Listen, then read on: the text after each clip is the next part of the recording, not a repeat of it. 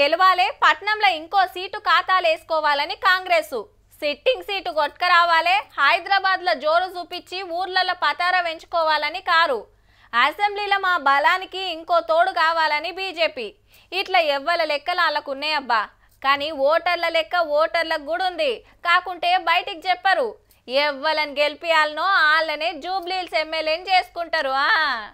Jubilee Hills MLA seat కొట్లాటకు ఆఖరికి మిగిలింది 58 మంది. అమ్మో, ఈ పోటీలకు గెలుచుడు మాతోటి ఏమవుతుంది అని ఇయ్యాలనే 23 మంది నామినేషన్లు వాపస్ తీసుకున్నారు. మళ్ళా ముందే 130 మంది చెల్లాలి. కాంగ్రెస్, బీఆర్ఎస్, బీజేపీ క్యాండిడేట్లకు పార్టీల గుర్తులు వస్తాయి. కడమలకు సొంతంగా నిలబడ్డట్టు తీరు గుర్తులు వస్తాయి. ఒక మిషన్ మీద 16 పేర్లే ఉంటాయి కాబట్టి 4 ఈవీఎంలు పెట్టవలసి వస్తుంది ప్రతి సెంట్రల్ రా. బ్యాలెట్ యూనిట్ లో ఈసారి కలర్ ఫోటో ఉంటుంది. క్యాండిడేట్ ఇది విజిబుల్ గా తెలియాలని చెప్పి, బికాస్ క్యాండిడేట్స్ ఇంతమంది ఉన్నారు, దాని పరం 4 బ్యాలెట్ యూనిట్స్ పడతాం. దాంతోపాటు ఒక వీవీప్యాట్.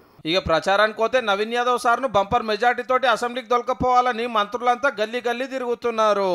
పెట్టిన పథకాలు, నడుస్తున్న పనులు చెప్పి ఆ సీట్ను గెలిపిస్తే జరిగే ఫాయిదా ఏందో వివరంగా చెప్తున్నారు ఓటర్లకు. కాంగ్రెస్ పార్టీ ద్వారానే ముస్లింల హక్కులు కల్పిస్తారని చెప్పి వారి ఈ ఎలక్షన్లో అందరూ కూడా కాంగ్రెస్ పార్టీని, నవీన్ యాదవ్ని ఓటేసి గెలిపిస్తున్నారు. ఇక మాగంటి సునీత మేడం కూడా మంచిగానే తిరుగుతుంది. కాంగ్రెస్ ఏలువాడి మంచిగా లేదు, మా పార్టీనే గెలిపియాలని కోరుతున్నారు. ఎట్లా ప్రచారం చేయాలనో కేసీఆర్ సార్ సలహాలు ఇచ్చి తోలినట్ట గులాబీ లీడర్లకు. అవసరమైతే అధ్యక్షుల వారు కూడా ప్రచారానికి వస్తాడని గులాబీ భవన్ లో గుసగుసాలు. బీజేపీ దీపక్ రెడ్డి సార్ కూడా బస్తీ పాట పట్టిండు ఓట్ల కోసము. మున్ పొడగొట్టిరు, జర ఇప్పుడన్నా అసెంబ్లీకి పంపురని ఒక్క తీవ్ర బతిమిలాడుతున్నాడు. నడిమిట్ల పెద్ద లీడర్లు కూడా వస్తున్నారు ప్రచారానికి.